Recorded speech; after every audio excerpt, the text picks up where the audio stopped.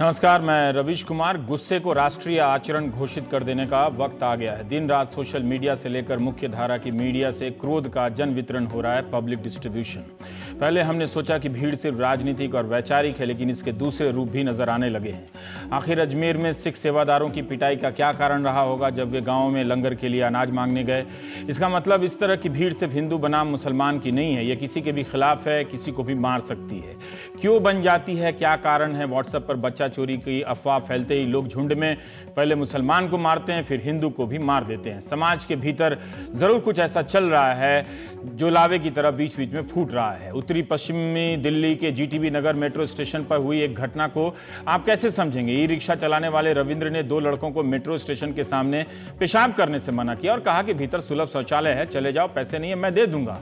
मगर रविंद्र ने अपने नागरिक होने का फर्ज अदा किया। शायद किसी को भी यही करना चाहिए था, मगर जिन लड़कों को रविंद्र ने मना किया उन्हें यह बात पसंद नहीं आई। झगड़ा किया, लड़के ई रिक्शा से कॉलेज आए, इम्तहान भी दिया और इम्तहान के बाद बहुत रात कई घंटे बाद लौटे। 20-25 लड़कों के साथ गमछे में पत्थर बांध कर ले गए। 8 बजे, रात के 8 बजे रविंद्र को इतना मारा कि उसकी मौत हो गई। दोपहर 1:30 बजे की घटना है। उनके भीतर इतना गुस्सा कहां से भर गया कि किसी ने पेशाब करने से रोका तो चलकर मार देते हैं, जान ले लेते हैं। वो भी 2 लड़कों के साथ झगड़ा हुआ।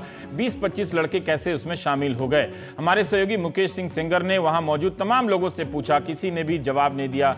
सब ने कहा कि हम वहां पर नहीं थे, हम कहीं और थे।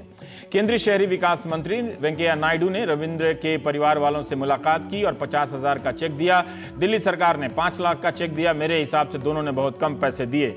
जिस स्वच्छता अभियान के विज्ञापन के लिए करोड़ों रुपए खर्च होते हैं, जो सरकार की प्राथमिकताओं में सबसे ऊपर है, उसके लिए किसी के जान देने की यह पहली घटना है। मुआवजों से रविंद्र का परिवार कितना संभलेगा? उसकी पत्नी गर्भवती है। अच्छा और मेहनती लड़का था। क्या हम ये सीख दे रहे हैं इस समाज को? किसी को कुछ मत बोलो, टोको मत, पता नहीं कब कौन झुंड लेकर आ जाए और टूट पड़े। इस तरह से हम भीड़ को मान्यता देते जा रहे हैं तो फिर कोई नागरिक होने का फर्ज कैसे निभाएगा? रविंद्र से झगड़ने के बाद दोनों लड़कों ने बियर भी पी और इम्तहान देने गए। वहां से लौटे तो झुंड के साथ। बियर पीकर इम्तहान देने वाले हत्या ना भी करते तो भी आगे चलकर कुछ ऐसा ही बड़ा नाम करने वाले थे। न्यूज एंकर से लेकर नेता तक सबको गौर से देखिए, गुस्से में बोल रहे हैं, चीख रहे हैं, चिल्ला रहे हैं। व्हाट्सएप से लेकर सोशल मीडिया तक की भाषा गुस्से की है। क्या आपने कभी यूपी के रामपुर से एक वीडियो वायरल हुआ उसे देखा? यह घटना ऐसी है कि वीडियो देखा भी नहीं जाता। पुलिस जांच कर रही है और इसके आधार पर कुछ गिरफ्तारी भी हुई है। 14 लड़कों ने 2 लड़कियों के साथ छेड़खानी की सरेआम। कैसे कर लिया ये फैसला? इतनी हिम्मत उनमें कहां से आई? क्या उन वीडियो से जिनमें एंटी रोमियो के नाम पर लड़के लड़कियों को 2-4 लोगों का झुंड पीटता रहता है, उनका अपमान कर रहा होता है? हम कारण नहीं जानते, मगर सोचिए कि लड़कियों ने जब मना किया तो उन्हें उठाकर ले जाने लगे। इस घटना की वीडियो भी बनाई इन लोगों ने और व्हाट्सएप पर भी डाला। 14 लड़कों में सब ने कानून हाथ में लेने के लिए कैसे सब तैयार हो गए? क्या इन्हें जरा भी डर नहीं लगा कि सरकार पर जब दबाव बनेगा तो इन्हें छोड़ा नहीं जाएगा? लड़कियों के साथ कैसा व्यवहार करना चाहिए, इसे लेकर आए दिन हम लोग बहस करते हैं। क्या इससे भी इन लोगों को कुछ फर्क नहीं पड़ता होगा? क्या किसी तरह लोगों में यह धारणा बैठ गई है कि मिलकर झुंड में अपराध करने से बच जाएंगे? हाल फिलहाल में भीड़ की हिंसा कितनी बढ़ी है, हमारे पास आंकड़े तो नहीं है, लेकिन रिसर्च के दौरान गार्डियन अखबार में एक छपा लेख मिला जो इसकी बात कर रहा है कि आतंकी हमलों के वक्त सनसनीखेज मीडिया कवरेज के कारण उन जगहों पर दोबारा आतंकी घटनाओं की आशंका ज्यादा रहती है। जर्मनी और अमेरिका की 2 संस्थाओं ने मिलकर न्यूयॉर्क टाइम्स में 1972 से 2012 के बीच 60,000 आतंकी घटनाओं के कवरेज का अध्ययन किया है। यह देखा है कि जहां कवरेज ज्यादा होता है वहां हफ्ते भर के भीतर एक और घटना हो जाती है। आतंकी गुट भी चाहते हैं कि मीडिया कवरेज मिले ताकि उनका एजेंडा आगे बढ़ता रहे, कमजोर युवा जल्दी प्रभावित हो सकें। प्रोफेसर जेटर का कहना है कि सर काटने वाले वीडियो के कारण आईसिस जैसे आतंकी संगठन का पूरी दुनिया में प्रचार हुआ। दुनिया में रोज भूख से 7,000 से ज्यादा बच्चे मर जाते हैं, इनका कवरेज नहीं होता। आतंकी हमले में रोज 42 लोग मरते हैं, इनका दुनिया भर में कवरेज हो जाता है। कहने का मतलब यह है कि सनसनीखेज कवरेज से क्या भीड़ भी इसी तरह से प्रभावित होती होगी? लेख बस यही कहता है कि देख लीजिए, देखने में कोई हर्ज नहीं है कि क्या हिंसा का माहौल इस तरह से बन रहा है। इसमें व्हाट्सएप शेयर किए गए वीडियो का कितना हाथ है? क्या हमारा बर्ताव बदल रहा है? अगर यह बीमारी है तो इलाज है इसका। दरअसल दिमाग में बादाम के आकार की एक बनावट होती है जिसे अमीगडला कहा जाता है। यह दिमाग के बीचों बीच सेरिबेलम और ब्रेन स्टेम के ठीक ऊपर टेम्पोरल लोब में होता है। दिमाग में यही वो हिस्सा है जो डर, गुस्से और तनाव को तय करता है। अमीगडला से ही तय होता है कि कोई व्यक्ति किसी स्थिति में कैसे रिएक्ट करेगा। सैन डिएगो में सोसाइटी फॉर न्यूरोसाइंस कॉन्फ्रेंस में पेश किए गए एक रिसर्च पेपर के मुताबिक जो लोग ज्यादा उत्तेजित होते हैं, ज्यादा रिएक्टिव होते हैं, उनके दिमाग में इसी हिस्से में दूसरों के मुकाबले ज्यादा हरकत होती है। ऐसे युवा जरूरत से ज्यादा प्रतिक्रिया करते हैं, जैसे किसी को मुक्का मार दें, दरवाजे पर लात मार दें। भले ही बाद में वो इसके लिए अफसोस जताएं, लेकिन उस समय वो खुद को कंट्रोल नहीं कर पाते। ऐसे व्यक्तियों में दिमाग के प्रीफ्रंटल कॉर्टेक्स में कम एक्टिविटी देखी गई है। दिमाग का यह हिस्सा हमारी सोचने और फैसले लेने की क्षमता से जुड़ा होता है। प्रीफ्रंटल कॉर्टेक्स में सुस्ती की वजह से ऐसे लोगों में अपनी हरकतों पर काबू पाने की क्षमता कम होती है, इसलिए वो उस वक्त अपनी हरकतों के अंजाम के बारे में नहीं सोच पाते हैं। तो हम बात करेंगे इस पर। हमारे साथ देवी प्रसाद मिश्र जी हैं। आप हिंदी के सम्मानित कवि हैं और आपके साथ भी ठीक उसी तरह का हादसा हुआ जो रविंद्र के साथ हुआ, मगर आप बच गए। प्रोफेसर सुमंत्र चैटर्जी हैं हमारे साथ, national centre for biological science Bengaluru से। देवी प्रसाद जी, पहले आप ही बता दीजिए कि वो घटना क्या हुआ, आपने किसको क्या मना किया था, घटना क्या थी वो? असल में हुआ ये कि मैं अपने स्टूडियो से आ रहा था, छोटा सा मेरा स्टूडियो है कौशाम्बी में, और वहाँ से ये सोचते हुए आ रहा था कि मुझे अपने उपन्यास का कौन सा हिस्सा पूरा करना है। मैं उपन्यास लिख रहा हूँ एक। तो इसी बीच क्या हुआ कि एक डीटीसी की बस आई, और डीटीसी की बस इस रूप में आई कि उससे एक बच्चा उतरा, मतलब वो लड़का था, कंडक्टर था, और उतर के उसने एक आड़ बनाई दरअसल और उसने पेशाब करना शुरू कर दिया।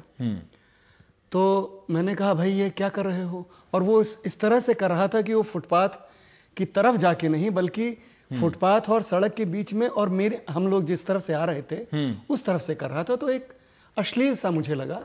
तो मैंने कहा कि भाई ये तो उसने इस पे वो गालियां देना शुरू कर दी, और उसने कहा कि लड़के ने या कंडक्टर? उसी मतलब कंडक्टर ने, क्योंकि गाड़ी तो खाली थी, वो आनंद विहार से आ रही थी और उसे जमा करना था। तो उसने आपको गाली देना शुरू कर दिया? उसने कि, और मना करने पर वो लगभग जो कंडक्टर था वो अंदर चला गया। उसके बाद पैरेलल मेरे चलने लगा इस तरह से कि वो मुझे इसके लिए प्रताड़ित करेगा। और जब रेड लाइट आई तो उसने मतलब हिंसा शुरू कर दी मेरे साथ, मारा आपको? हाँ। और मैं तो बिल्कुल, मुझे समझ ही में नहीं आया कि इस पढ़ने लिखने का मेरी सारी जो सोच समझ है उसका, तो आपके रोकने के बाद भी वो आपको मारा, पीटा? उसने अपने वो क्रिया संपन्न करने के बाद उसने ये काम किया कि जैसे हो गया। अच्छा, मेरा वीडियो देख रहे थे, पता नहीं दिखा सकते हैं, काफी लहूलुहान कर दिया था आपको। हाँ जी हाँ। और उसमें मतलब मेरा ये कहना, कुछ लोगों ने कहा जो कि मेरे जैसे ही लेफ्ट के सोचने वाले हैं, उन्होंने कहा कि भाई इसको पेशाब करने देना चाहिए था। मैंने कहा बिल्कुल, मैंने अगर मना किया तो वो कहता कि भाई मैं तो करूंगा, और यहाँ की वो भाषा में कह सकता था कि ताऊ जा, मैं तो अपना काम करूंगा, इसमें हिंसा की जगह कहाँ बनती है। मेरा तर्क ये है। तो मेरा कहना है कि हमारी परिहास वृत्ति, हमारी संवाद संस्कृति, उसका ध्वंस हुआ है। और इतनी जल्दी जो आप कह रहे हैं कि वो बादाम जैसी कोई चीज होती होगी, या तो ये है, और या फिर ऐसा हुआ है कि संविधान में हमने कहा था कि आय का समान वितरण होगा, तो उसकी वजह से हो रहा है। नहीं, समान, ये क्रूरता का समान वितरण है। और हमने इस दशक में क्रूरता के बहुत ठोस मुकम्मल हमने आइकन्स बनाए हैं, ये मेरा मानना है। ठीक है। और ये दशक भयानक दशक है, ये क्रूरता का दशक अब प्रोफेसर सुमंत्रा चैटर्जी हैं सर, आपसे संपर्क करने का मकसद ये था कि अब तक कई इस तरह की भीड़ वाली घटनाएं हो रही हैं, और उसमें एक गौ रक्षा को लेकर लोगों को मारा जा रहा है, पीटा जा रहा है। आज भी महाराष्ट्र से इस तरह के वीडियो आए हैं, पर बहुत सारी ऐसी भी घटना है कि जिसका गौ रक्षा से संबंध नहीं है, जिसमें भीड़ पीट रही है, किसी लड़की को उठा के ले जा रही है, जो रविंद्र के साथ हुआ। इन घटनाओं को हम कैसे समझें? हमारे कवि मित्र कह रहे हैं कि क्रूरता का एक समान वितरण हुआ है, जो एंगर है, एक तरह से क्रोध का एक तरह से समान वितरण हुआ है, जिसकी वजह से सिर्फ इस बात के लिए रोक देने पर कि यहाँ पेशाब मत करो, और वो एक राष्ट्रीय अभियान का हिस्सा भी है ये काम करना, तब भी वो आदमी उठ के पीट दे रहा है। इसमें जो ओवर रिएक्शन दिखाई दे रहा है ना, वायलेंस, एग्रेशन, तो अगर आप ब्रेन के बारे में बोल रहे थे, तो ब्रेन अगर कोई threatening situation, perceived threat, real और परसीव्ड थ्रेट अगर फेस करता है, तो सिचुएशन को असेसमेंट करता है ना।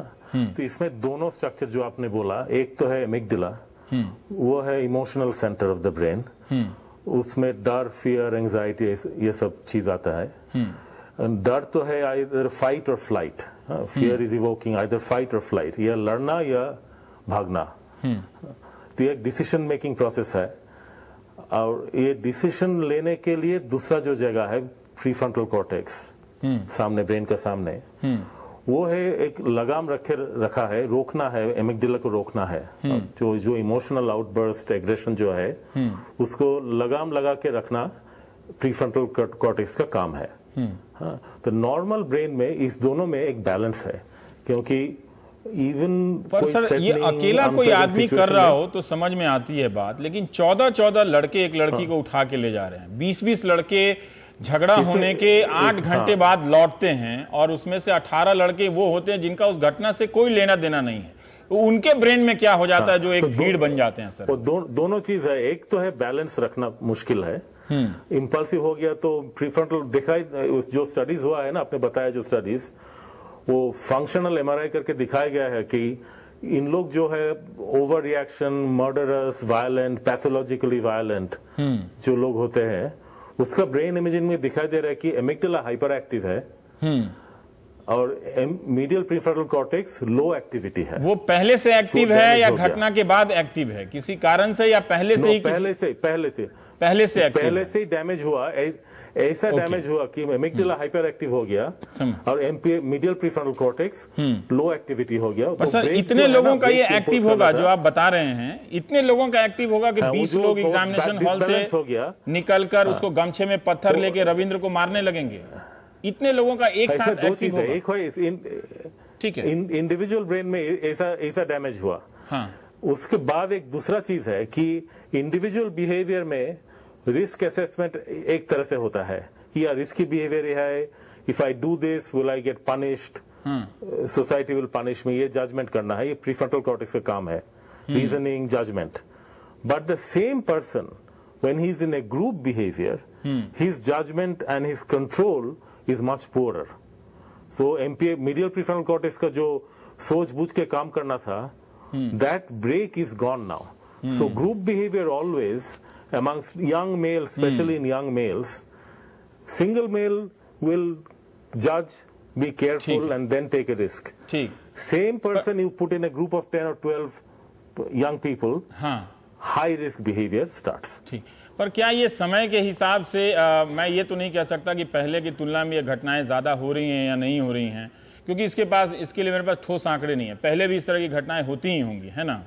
पर क्या हमारी संरचना में, स्ट्रक्चर में कोई चेंज आ रहा है जिसकी वजह से इस तरह की घटनाएं हो रही हैं, जिसमें क्राउड कंफर्ट है कि वो भीड़ का हिस्सा है तो हमको कोई नहीं पहचानेगा, हमको कानून कुछ नहीं करेगी और शायद हम ताकतवर महसूस करेंगे? एक चेंज तो हुआ है कि स्ट्रेस बढ़ गया ना अर्बन लाइफ में, कम से कम सिटी में overall stress, chronic severe stress बढ़ गया, या स्पेशली इन यंग पीपल।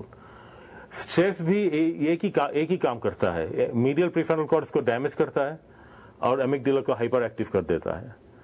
तो सिर्फ ये जो आप दिखाई दे रहा है ना, जो वायलेंट आदमी के अंदर जो ब्रेन का चेंज होता है, स्ट्रेस भी एक ही काम करता है। तो एक तो हो सकता है कि stress, the effect of stress on society and individuals can explain some of this, not justify it, but may be a cause. But अब जो बोला ना, 8 घंटे बाद, 8 hours later somebody is coming and attacking, that is not impulsive behavior, that is planned pathological behavior, right? That is definitely very, very worrisome. That cannot be explained by just impulsive behavior.